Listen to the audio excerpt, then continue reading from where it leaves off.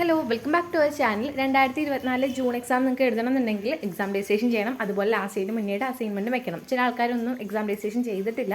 അപ്പോൾ ഇനി നിങ്ങൾക്ക് ഈ ജൂൺ എക്സാം എഴുതാൻ താല്പര്യമുണ്ട്, അസൈൻമെൻറ്റൊക്കെ വെച്ചിട്ടുമുണ്ട്, എക്സാം എഴുതണമെന്നുണ്ടെങ്കിൽ നിങ്ങൾക്ക് ഓൺലൈനായിട്ട് ഇനി എക്സാം രജിസ്ട്രേഷൻ അവൈലബിൾ അല്ല. മെയ് 2 വൈകിട്ട് 6 മണി വരെ ഉണ്ടായിരുന്നുള്ളൂ.